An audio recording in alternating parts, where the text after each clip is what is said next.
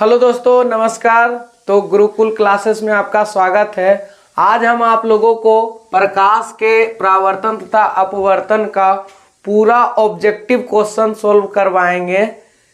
मतलब इससे बाहर एक भी क्वेश्चन नहीं आएगा। अगर ये वीडियो को आप देख लीजिएगा तो प्रकाश के अपवर्तन परावर्तन का जितना भी ऑब्जेक्टिव क्वेश्चन है सब इसी में से आएगा। तो बने रहिए हमारे साथ। तो हम लोग का पहला प्रश्न जो है वो है, प्रकाश के परावर्तन के कितने नियम हैं। तो प्रकाश के परावर्तन के दो नियम होते हैं। कितने नियम? दो नियम। हमारा दूसरा प्रश्न है, किस दर्पण से वस्तु से बड़ा प्रतिबिंब बनता है। तो वस्तु से बड़ा प्रतिबिंब बनाने के लिए आपको अवतल दर्पण का प्रयोग करना पड़ेगा, तब वस्तु से बड़ा प्रतिबिंब बनेगा। हमारा तीसरा प्रश्न है, किस दर्पण से हमेशा वस्तु से छोटा प्रतिबिंब बनता है। तो वस्तु से छोटा प्रतिबिंब हमेशा उत्तल दर्पण से बनता है। तो अगर आपको वस्तु से छोटा प्रतिबिंब बनाना है तो उत्तल दर्पण का व्यवहार कीजिए। प्रकाश की किरण किस पथ पर गमन करती है। तो प्रकाश की किरण सीधा पथ, मतलब सीधी रेखा में, सीधा या सीधी रेखा में गमन करती है। सीधी रेखा में गमन करती है। तो हमेशा याद रखिएगा, प्रकाश हमेशा सीधी रेखा मतलब कि सरल रेखा में गमन करती है।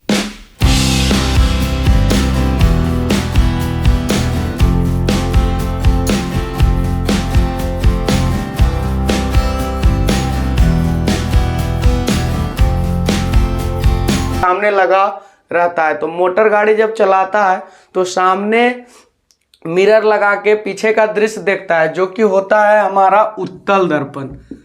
कौन सा दर्पण? उत्तल दर्पण होता है, उत्तल दर्पण। मोटर गाड़ी के हेडलाइट में किसका प्रयोग किया जाता है। तो मोटर गाड़ी के हेडलाइट में हमेशा अवतल दर्पण का प्रयोग किया जाता है। याद रखिएगा, अवतल दर्पण का प्रयोग किया जाता है। अगला हमारा प्रश्न है, समतल दर्पण द्वारा बना प्रतिबिंब हमेशा कैसा होता है। तो समतल दर्पण द्वारा बना प्रतिबिंब हमेशा काल्पनिक या आभासी, इसको कह सकते हैं, आभासी होता है। तो हमेशा याद रखिएगा, समतल दर्पण द्वारा बना प्रतिबिंब हमेशा काल्पनिक या आभासी होता है।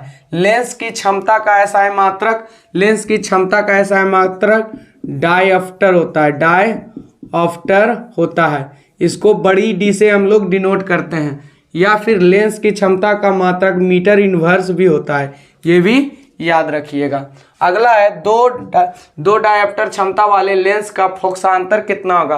तो दो डायऑप्टर क्षमता वाले लेंस का फोकसांतर 50 सेंटीमीटर होता है, क्योंकि इसका सूत्र होता है लेंस का क्षमता के लिए 100/f बराबर p। अगर ये सेंटीमीटर में हो तो यहाँ पे इसका मान p का, दो डायऑप्टर रखिएगा, कट के f का मान 50 आ जाएगा। अगला है, प्रकाश के किरणों के समूह को क्या कहते हैं। तो प्रकाश के किरणों के समूह को हम लोग प्रकाश पुंज कहते हैं। प्रकाश के किरणों के समूह को हम लोग प्रकाश पुंज कहते हैं, मतलब प्रकाश किरण के गुच्छा। अगला हमारा प्रश्न है, उत्तल लेंस की क्षमता कैसा होता है। तो उत्तल लेंस का क्षमता जब भी निकालिएगा तो हमेशा धनात्मक आएगा। हमेशा क्या आता है? धनात्मक। अगला हमारा है, अवतल लेंस का क्षमता कैसा होता है। तो अवतल लेंस का क्षमता हमेशा ऋणात्मक आएगा, ऋणात्मक आता है। तो याद रखिएगा, उत्तल लेंस का क्षमता धनात्मक और अवतल लेंस का क्षमता ऋणात्मक। अगला प्रश्न है, जब प्रकाश की किरण हवा से कांच में प्रवेश करती है तो मुड़ जाती है, अभिलंब की ओर मुड़ जाती है। जब हवा से कांच में प्रवेश करेगा तो अभिलंब की ओर मुड़ जाएगी, अभिलंब की ओर मुड़ जाएगी। हमारा अगला प्रश्न है, फोटोग्राफी कैमरा का अभिदृश्य किस लेंस का होता है। तो फोटोग्राफी कैमरा का अभिदृश्य उत्तल लेंस का होता है, उत्तल लेंस का होता है। हमारा 16 नंबर का प्रश्न है, एक अवतल दर्पण की फोकस दूरी 10 सेंटीमीटर है तो उसकी वक्रता त्रिज्या कितना होगा। तो आपको पता है वक्रता त्रिज्या r बराबर होता है 2f, मतलब कि यहाँ पे f जो है वो है 10, तो बराबर हो जाएगा 2 × 10 यानी 20 सेंटीमीटर इसका हो जाएगा वक्रता त्रिज्या। अगला प्रश्न है, सरल सूक्ष्मदर्शी में किसका प्रयोग होता है। तो याद रखिएगा, सरल सूक्ष्मदर्शी में उत्तल लेंस का प्रयोग होता है। किसका? उत्तल लेंस का। अगला प्रश्न है किस लेंस के द्वारा केवल काल्पनिक प्रतिबिंब बनता है? तो याद रखिएगा कि हाँ, अवतल लेंस के द्वारा केवल काल्पनिक प्रतिबिंब बनता है। परावर्तन के प्रथम नियम में क्या कहते हैं? तो परावर्तन के प्रथम नियम में हम बोलते हैं कि आपतित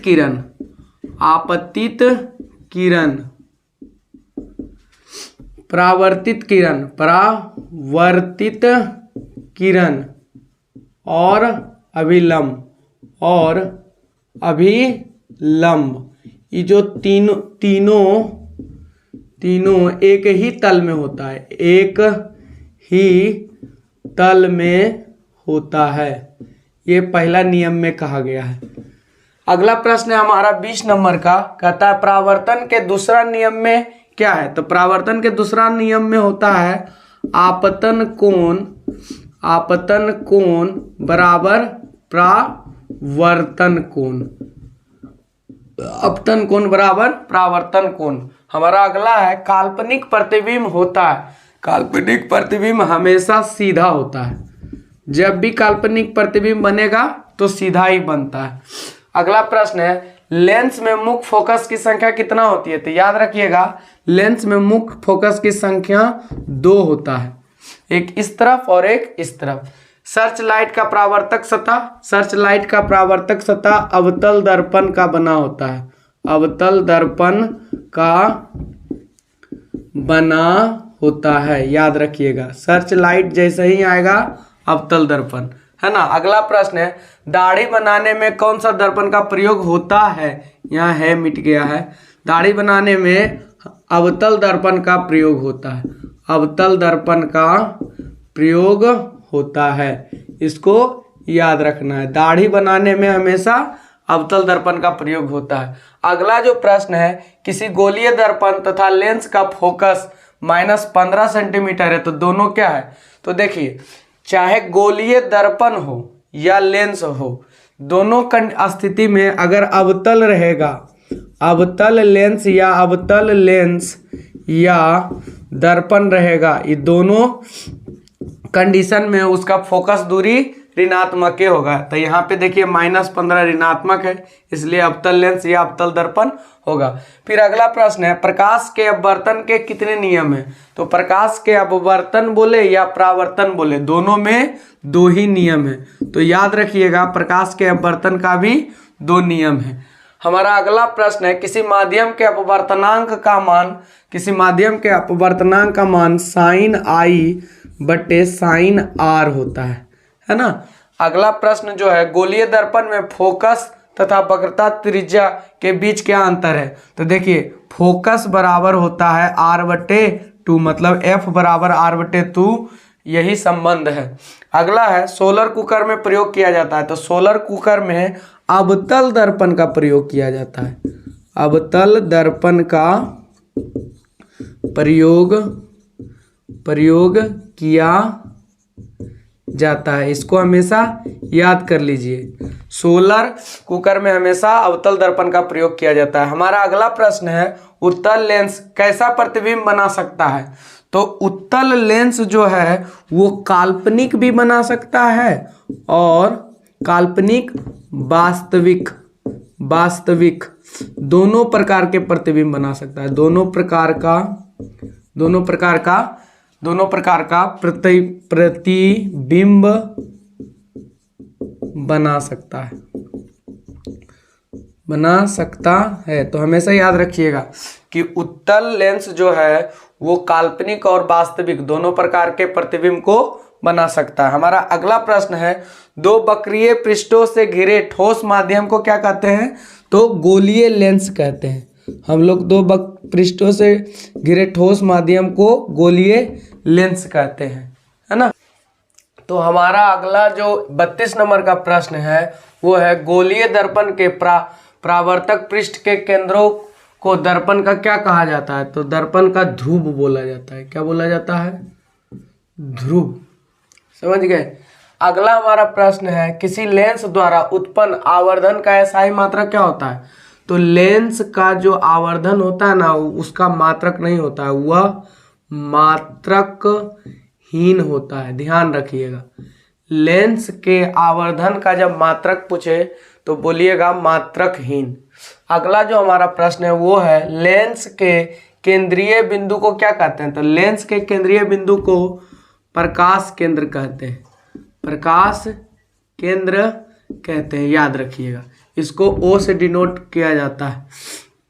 दर्पण का सूत्र क्या होता है? तो दर्पण का सूत्र 1/V + 1/U बराबर 1/F होता है। और साथ ही आपको लेंस का भी हम सूत्र बता देते हैं। तो लेंस का जो सूत्र होता है वो होता है हम लोग का 1/V - 1/U बराबर 1/F।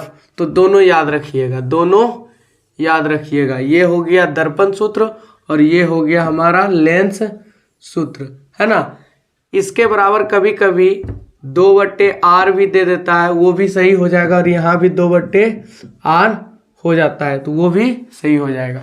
अगला है, गोलीय दर्पण के वक्रता केंद्र को किस अक्षर से निरूपित किया जाता है? तो गोलीय दर्पण के वक्रता केंद्र को C से डिनोट किया जाता है, C से डिनोट किया जाता है। निर्वात में प्रकाश की चाल, निर्वात में प्रकाश की चाल 3 × 10⁸ मीटर प्रति सेकेंड या 3 लाख किलोमीटर प्रति सेकेंड होता है, प्रति सेकेंड होता है। इसको भी ध्यान रखिएगा।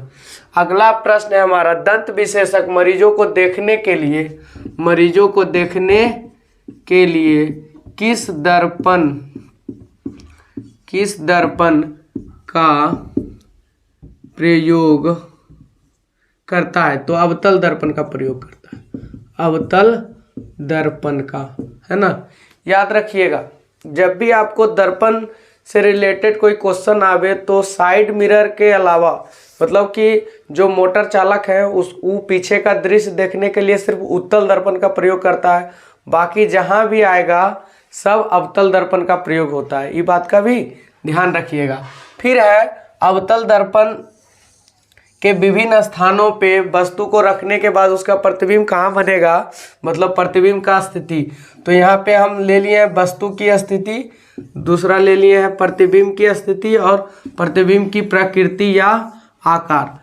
यदि ध्रुव तथा फोकस के बीच वस्तु को रखिएगा तो उसका प्रतिबिंब दर्पण के पीछे बनेगा, काल्पनिक बनेगा, सीधा बनेगा और वस्तु से बड़ा बनेगा। इसीलिए अवतल दर्पण का प्रयोग हजामती दर्पण के रूप में किया जाता है। अगला है ध्रुव पर। अगर आप वस्तु को ध्रुव पर रखिएगा तो उसका प्रतिबिंब अनंत पे बनेगा, वास्तविक उल्टा और वस्तु से बहुत बड़ा बनता है, मतलब आवर्धित बनता है ना।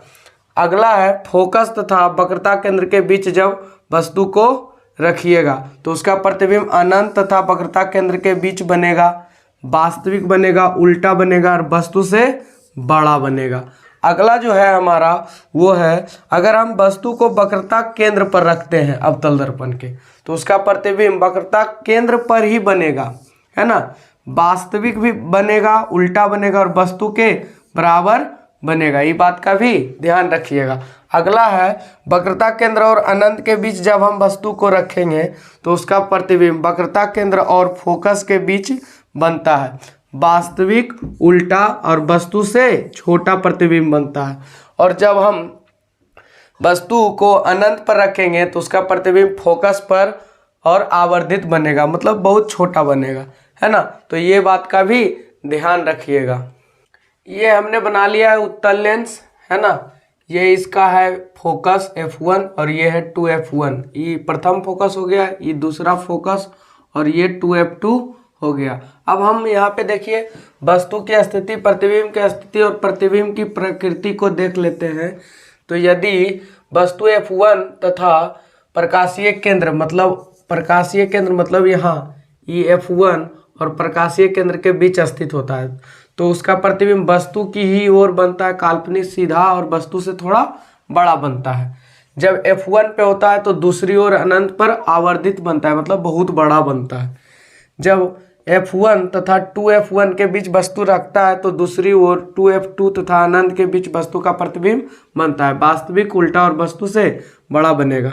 उसके बाद जब वस्तु को 2F1 तथा अनंत के बीच रखेंगे, मतलब 2F1 और इधर अनंत के बीच रखेंगे, तो वस्तु का प्रतिबिंब यहाँ पे F2 और 2F2 के बीच में कहीं बनेगा और बीच में बनेगा वास्तविक उल्टा और वस्तु से छोटा बनेगा। लेकिन अगर वस्तु को यहाँ पे रखते हैं 2F1 पर, तो उसका प्रतिबिंब लेंस के दूसरी ओर 2F2 पे बनेगा, एकदम वस्तु के बराबर, वास्तविक उल्टा और वस्तु के बराबर प्रतिबिंब बनेगा। धन्यवाद।